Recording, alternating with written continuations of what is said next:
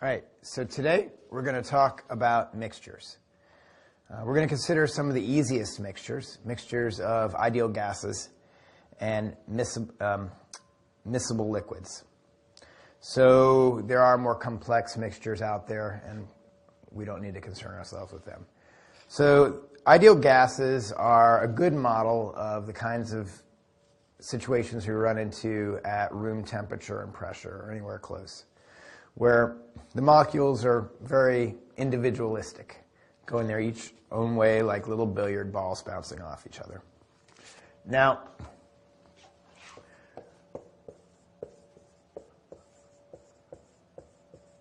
when we have a volume of ideal gases, let's say, for example, we've got something like air. It's got nitrogen, oxygen, maybe some CO2 at some given temperature and pressure. We can model these using Amherst's law.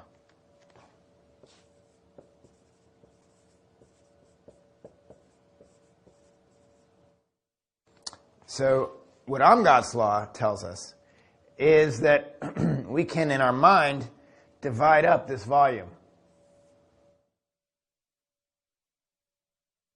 This is the same volume, as close as I can draw it, at the same temperature and pressure. But imagine we divided up this volume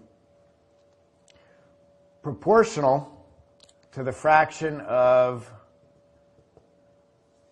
O2,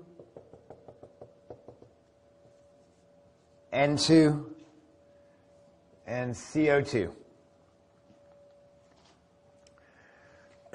So instead of having this one big volume, Amherst's law says it's equivalent to having these gases side by side in three little volumes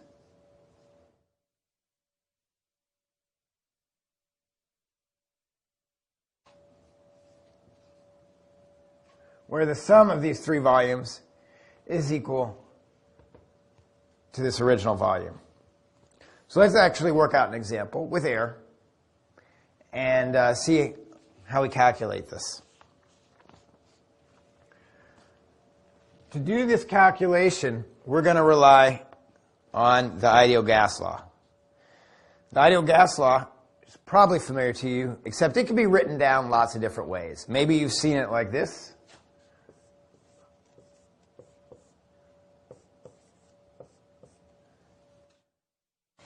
where this volume here is actually a lowercase v, and it's volume per mole.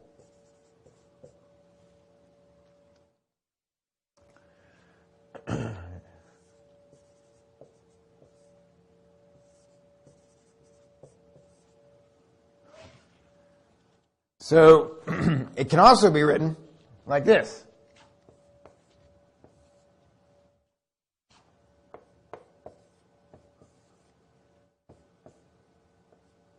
There's a capital V now.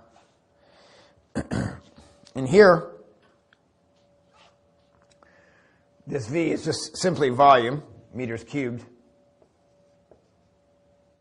And this is just the number of moles. So little v is just equal to big V over N. All right, so now let's apply this to our example.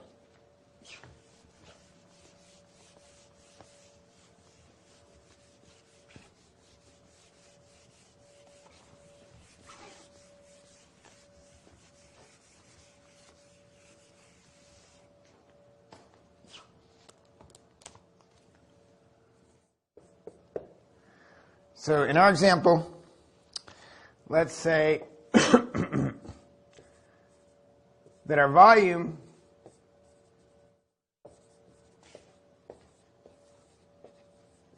has 78% nitrogen. 21% oxygen, and about 1% CO2. This is a rough approximation of the gas fractions in air. Now, when I give you percentages or fractions, I need to tell you a little bit more than that, actually. I need to tell you by what. Is this the mass fraction or the volume fraction? And these fractions are volume fractions. So 78% of the volume is nitrogen. Now we want to say, what are the mole fractions?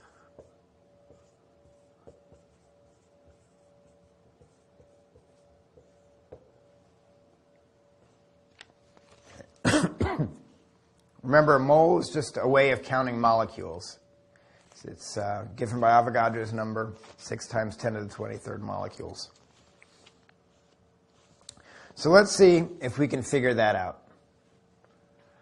We're going to go back to the ideal gas law in the form of PV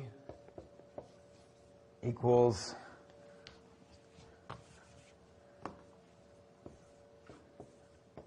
nRT.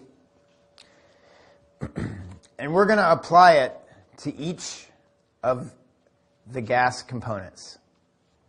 So, for example, the pressure of P times the volume of O2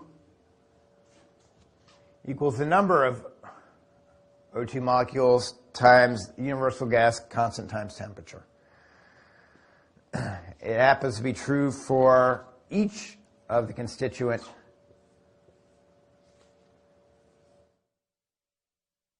of the gas.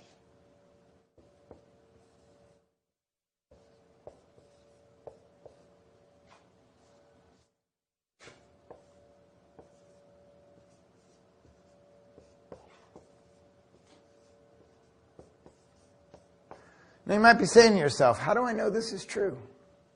Why should I believe this? Well, it's go back to that picture I just drew of Amherst's law. And what it says is we can pretend like these three gases are just sitting side by side in their own volume at the same pressure and temperature. So the oxygen is at the same P and T as the overall mixture. It's just got a reduced volume,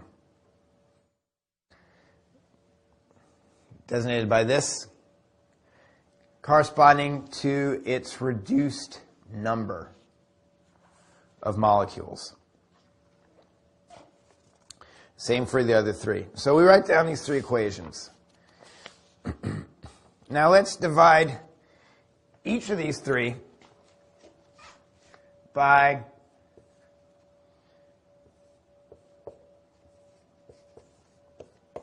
PV equals excuse me, nRT, where the V and the N are the total volume and total number of moles, respectively.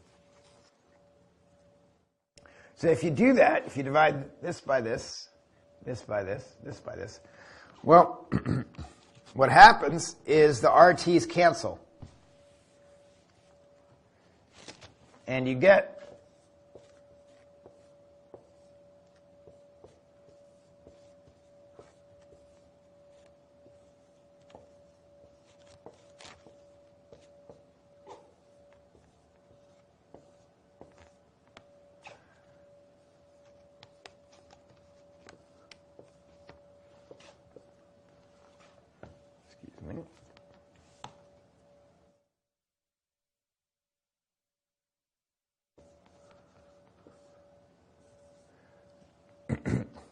this is a very simple and cool result.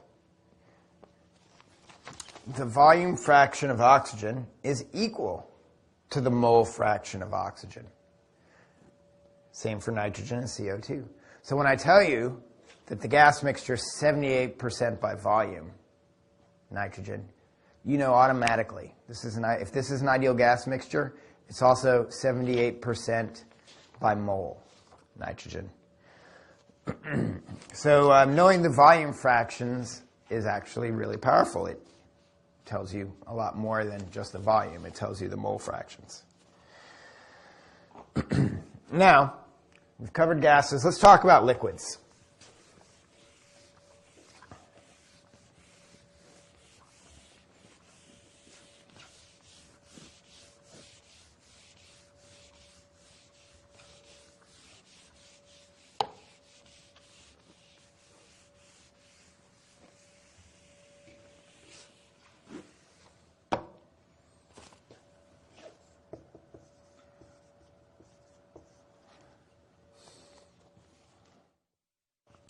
All right, so many liquids are ideal. Their mixture properties are just what you would guess, weighted averages of what you mix together.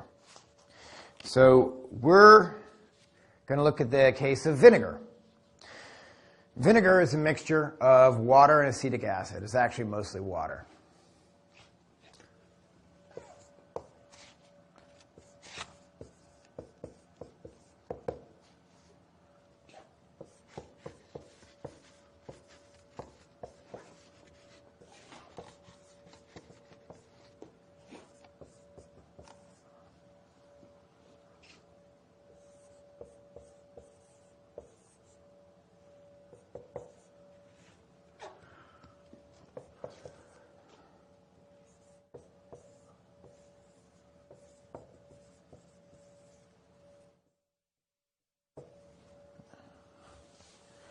All right, so how much acetic acid really is in a liter of vinegar? And I need to tell you the concentration. If you go to the store and buy vinegar, it's often about 5% acetic acid.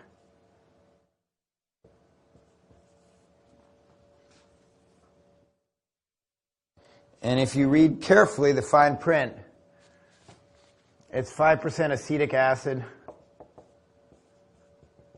by volume. But if we can calculate how many kilograms, the actual mass of acetic acid in the mixture, then we can calculate the moles of acetic acid and we can do our chemistry analysis.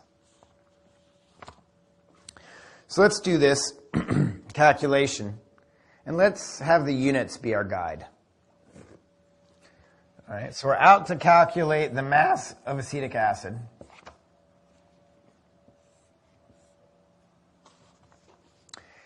And we know the density of acetic acid.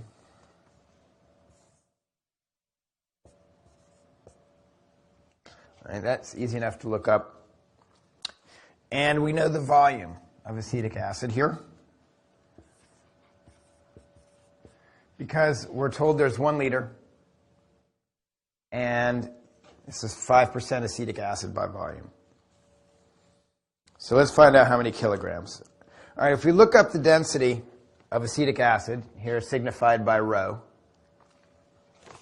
then we get 1.049 grams per cubic centimeter.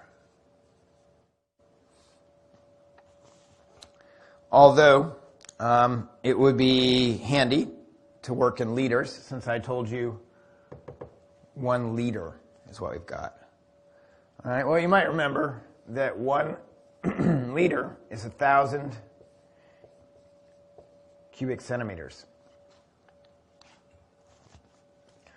And these units will cancel out, giving us grams per liter for density. But we are asked for kilograms. So to go from grams to kilograms is easy. 1,000 grams is 1 kilogram.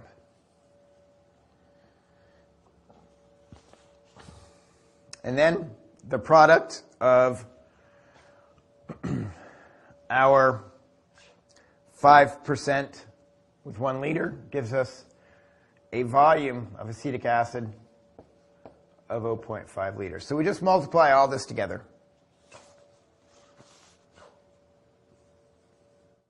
And we come up with an acetic acid mass of 0.049 0.524 kilograms.